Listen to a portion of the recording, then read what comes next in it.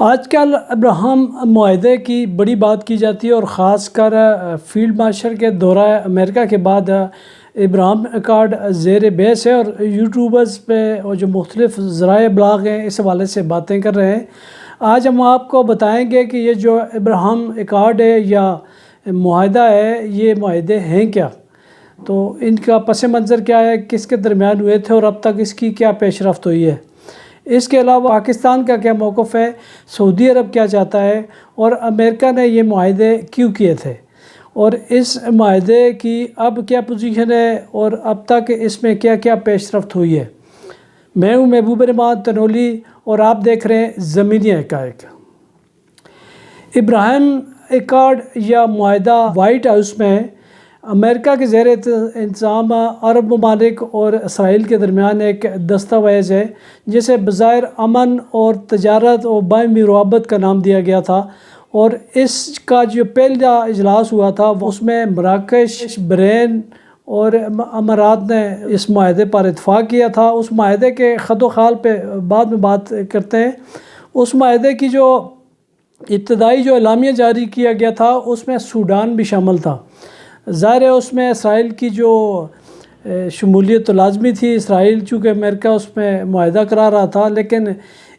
اس معاہدے کے اعلامیہ میں سوڈان نے دستخط کیے تھے، لیکن تاحال ابھی تک وہ اس معاہدے کا حصہ نہیں بنا، کیونکہ وہاں سوڈان میں عوامی جو رد عمل آیا تھا اس کے بعد سوڈان کی حکومت مشکل میں پڑ گئی تھی، اور اس وجہ سے ان کا جو سوڈان ہے ابھی تک اس معاہدے کا باضابطہ حصہ نہیں بنا، جبکہ متحدہ عرب امارات، بحرین اور مراکش، یہ جو پہلا معاہدہ ہوا تھا اگست 2020 میں وائٹ ہاؤس میں، یہ اس کے پہلے دستخطی ممالک ہے اور اس پر انہوں نے عمل درآمد بھی شروع کر دیا تھا۔ ان تین ممالک نے اسرائیل کے ساتھ اپنے تعلقات نارمل کر لیے تھے۔ تو اس کی جو بنیادی وجہ جو اس وقت جو نکات شامل کیے گئے تھے اس میں تجارت تھی، باہمی رابطے بحال کرنا تھا، اقتصادی رابطے تھے، سیاحت تھا، کھیلوں کا فروغ تھا اور امن کو ترجیح دینے کی بات کی گئی تھی۔ لیکن اس سارے معاہدے میں جو اس میں فلسطین پہ کوئی نکات شامل نہیں تھے، فلسطین کی ریاست پہ کوئی ابھی بھی نہیں ہے اس میں کہ فلسطین کی ریاست قائم ہوگی یا نہیں ہوگی۔ ہاں البتہ یہ ضرور ہوا تھا کہ اس جو ابراہم اکارڈ جو پہلا ہوا تھا اس میں یہ ضرور تھا کہ ویسٹ بینک میں وہاں مغربی کنارے میں چونکہ اسرائیل طاقت کے زور پہ دراندازی بھی کر رہا تھا اور پیش قدمی بھی کر رہا تھا، تو اس کو روک دیا گیا تھا کہ اس کو معطل کر دیں، اس کو روک دیں۔ امریکہ نے کہا تھا کہ امریکہ کے کہنے پہ اسرائیل نے وہ روک دیا تھا، اور اس کے بعد تعلقات نارمل ہو گئے تھے۔ خاص کر متحدہ عرب امارات کے ساتھ تو تعلقات اتنے نارمل ہو گئے تھے کہ بعد میں $0.5 بلین کا ان کے ساتھ تجارت بھی ہوئی۔ اسرائیل چاہتا تھا کہ نہ صرف تعلقات ہمارے بحال ہو جائیں بلکہ اسرائیل کے جو سیاح ہیں وہ امارات کا آ جا سکیں، وہاں دیگر ممالک میں ان کی جو آمد و رفت ہے، تعلقات ہیں، تجارتی معاہدے ہیں، وہ ہو سکیں۔ لیکن اس کے بعد کی جو انہوں نے پیش بندی کی تھی اس ابراہم اکارڈ کی، اس میں جو دوسرے مرحلے میں شامل تھا وہ سعودی عرب، شام اور لبنان کو شامل کرنا تھا۔ تو اس کو شامل کرنے کے لیے پھر تگ و دو شروع کر دی گئی، لیکن یہاں ان کے راستے میں سعودی عرب کا وہ موقف آ گیا جس میں سعودی عرب فلسطینی ریاست کے قیام پر زور دیتا ہے۔ تو ابھی تک سعودی عرب شامل نہیں ہوا یا اس کا ابھی تک حصہ نہیں بنا، تو اس کی وجہ صرف یہی ہے کہ وہ فلسطین کے ایک ریاست کے حامی ہیں، جبکہ دیگر جو ممالک ہیں جنہوں نے سائن کیا تھا، ان 4 ممالک نے جب اس معاہدے پہ اتفاق رائے کیا تھا تو اس وقت فلسطین کی ریاست کے قیام کے حوالے سے کوئی بات نہیں تھی اس معاہدے میں کہ فلسطین کی ریاست قائم ہوگی کہ نہیں ہوگی۔ ہاں اس میں صرف یہ بات تھی کہ ویسٹ بینک میں جو اسرائیلی جارحیت ہے یا پیش قدمی ہے، وہ زور اور طاقت کی بنیاد پہ جو وادیوں پہ قبضہ کیے جا رہے ہیں وہ روک دیا گیا تھا، اور اسی کو بنیاد بنا کے متحدہ عرب امارات اور دیگر ممالک نے تعلقات نارمل کیے تھے اور اپنی اپنی ریاستوں میں اپنے اپنے عوام کو مطمئن کیا تھا کہ ان کے اس معاہدے کی وجہ سے جو اسرائیل کی پیش قدمی ہے وہ رکی ہے۔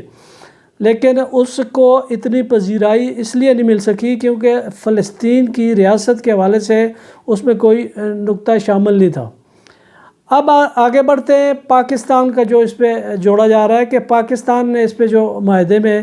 شامل ہونا ہے یا نہیں ہونا۔ جس طرح سعودی عرب کا نقطہ نظر ہے، اسی طرح پاکستان کا نقطہ نظر بھی ہے۔ پاکستان بھی 2 ریاستی حل کی تجویز ہمیشہ سے دیتا رہا ہے، اسی کی حمایت کرتا رہا ہے، اور اس میں جو فلسطین کی ریاست کا پاکستان کے جو موقف ہے وہ فلسطین کی آزاد ریاست نہیں بلکہ فلسطین کی آزاد ریاست 1967 کی سرحدوں کے مطابق ہونی چاہیے، جو کہ 1967 میں جو جنگ ہوئی تھی، یا 1967 میں جو فلسطین کی ریاست کی پوزیشن تھی، جو سرحدیں تھیں، پاکستان کا موقف ہے کہ اس پہ وہ قائم رہے۔ اب جو اس کی بات کرتے ہیں ابراہیم ایکارڈ کی ضرورت کیوں پیش آئی۔ اب امریکہ چونکہ طاقت کا استعمال کر کے بھی بہت جگہوں پہ دیکھ چکا، اور خاص کر خلیجی ممالک میں یا عرب ممالک میں وہ طاقت کا استعمال کرنا بھی نہیں چاہتے، کیونکہ اس وقت جو ایران کے ساتھ ان کے معاملات تھے تو وہ اس میں عربوں کو استعمال کرنا چاہتے تھے، تو اس لیے انہوں نے کوئی درمیانہ راستہ اختیار کرنے کے لیے ابراہیم ایکارڈ کا یہ راستہ تلاش کیا۔ یہ ابراہیم ایکارڈ نہیں بلکہ ابراہیم ایکارڈز ہے، یہ کئی معاہدے ہیں جو اس کے بعد اس کا تسلسل چلے گا، آگے بھی چلے گا، وہاں ختم نہیں ہو گیا۔ یہ ابھی تک یہ سلسلہ پیش رفت ہونی ہے، اس پہ مزید بات ہو رہی ہے، اس پہ پیش رفت ہونی ہے ابھی۔ لیکن جو معاہدے کی بات کر رہے ہیں کہ وہ انہوں نے معاہدہ کرایا تھا، تو اس کے پیچھے اس ابراہیم ایکارڈ رکھنے کے پیچھے حضرت ابراہیم علیہ السلام کا وہ تصور بھی شامل تھا اس معاہدے میں، جو یہودی، عیسائی اور مسلمان بصیرت مشترکہ جد کے طور پہ اسے دیکھتے ہیں حضرت ابراہیم علیہ السلام کو، اور وہ ان کے لیے ایک سب کی برابر حیثیت رکھتے ہیں۔ تو اس لیے امن کا جب آپ وہ نقطہ کوئی نکالنا چاہ رہے تھے تو امن کے حوالے سے اس ابراہیم ایکارڈ کا نام دیا گیا، اور اس پہ کام جاری ہے۔ اب اس میں پاکستان کی شمولیت کی جو بات ہو رہی ہے، یہ ابھی تو سامنے طور پہ کوئی بات نہیں ہو رہی، لیکن یہ جب آپ خلیجی ممالک کا آپ دیکھیں، امریکہ اور اسرائیل کے ساتھ تعلقات نارمل ہونا، تو یہ کوئی ایک اچنبھے کی بات نہیں ہے۔ اسرائیل کے ساتھ خلیجی ممالک نے 2010 میں اپنے تعلقات خفیہ طور پہ بہتر کر لیے تھے، اور اس کی بنیاد یہ تھی کہ یہ جو خلیجی ممالک ہیں خاص کر یہ ایران کو ایک مشترکہ خطرہ قرار دیتے تھے، اور اس حوالے سے ہی اسرائیل کے ساتھ ان کی جو مفاہمت جاری ہے تب سے اسرائیل خود ان کو اسی ایران سے ڈرا کے تعلقات بحال کرتا رہا ہے، جبکہ خود ایران کی اپنی کچھ غلطیاں ایسی تھیں جس کی وجہ سے انہیں خلیجی ممالک کے ساتھ اس کے تعلقات نارمل نہیں رہے۔ لیکن حالیہ جنگ جو اسرائیل اور ایران کی ہوئی ہے، اس کے بعد اس بات کا کچھ اندازہ لگایا جا سکتا ہے، ایران کو احساس ہوا ہے کہ اس کو خلیجی ممالک یا عرب ممالک کے ساتھ تعلقات کو نارمل کرنا چاہیے، اور اس کے لیے اب ایران کام کر رہا ہے۔ آگے ایران کے لیے خطرات بھی چونکہ ابھی برقرار ہے، اسرائیل کی جنگ دوبارہ ہونے کا خطرہ موجود ہے اسرائیل اور ایران کی، لیکن یہ اس لیے ہو گیا کہ اس جنگ کے بعد کم از کم ان کو ری وزٹ کرنے کا موقع مل گیا ایران کو، اپنے جو ان کے خارجہ تعلقات ہیں، اور خاص کر پڑوسی ممالک جو مسلمان ممالک ہیں ان کے ساتھ۔ اب جو اس کی بات کر رہے ہیں کہ یہ جو پاکستان کو ابراہیم ایکارڈ سے کس طرح میڈیا جوڑ رہا ہے، ہمارا پاکستان کا میڈیا بار بار اس ابراہیم ایکارڈ کو نام لے کر اس انداز میں بیان کرتا ہے جیسے کوئی سازشی فارمولہ ہے جس میں پاکستان کو بھی شامل کرنے کی کوشش کی جا رہی ہے۔ اس کی وجہ یہ ہے کہ پاکستان کا جو دفتر خارجہ سیاسی حکومت یا سیاسی سٹانس ہے وہ تو بالکل واضح ہے، اس میں کوئی دو رائے نہیں ہے کہ دو ریاستی فلسطین کے دو ریاستی حل کی پاکستان کا موقف ہے، اور اس کے بعد پھر آپ ابراہیم ایکارڈ کر لیں یا کوئی بھی کر لیں، اس پہ پاکستان بھی شاید شامل ہو جائے۔ لیکن اس سے پہلے جب تک فلسطین کی ریاست کی بات نہیں کی جاتی، حالات نارمل کرنا ممکن بھی نہیں ہے، نہ سعودی عرب کے لیے نہ پاکستان کے لیے، کیونکہ جب فلسطین کا مسئلہ زندہ رہے گا، وہاں خون بہتا رہے گا، وہاں اسرائیلی جارحیت جاری رہے گی، تو امن کہاں ہوگا، اقتصادی رابطے کہاں ہوں گے، تجارت کہاں ہوگی۔ اب ایسے میں جب field marshal general Asim Munir صاحب نے امریکہ کا دورہ کیا، ان کے 5 دن جو کی امریکہ میں مصروفیات رہی، ٹرمپ سے ملاقات ہوئی، تو اس کے بعد یہ تھیوری اس سے جوڑنے کی کوشش کی گئی کہ شاید پاکستان اس پہ راضی نہ بھی ہو، لیکن فیلڈ مارشل صاحب اس پہ کسی نقطے پہ شاید پہنچ جائیں۔ تو یہ تو اس تھیوری میں کیا سچائی ہے یا کیا اصلیت کیا ہے یہ تو وقت آنے پہ پتہ چلے گا، لیکن ابھی اگر اس میں شامل ہو بھی جائیں فیلڈ مارشل، جس طرح باقی اسلامی ممالک ہو گئے ہیں کچھ،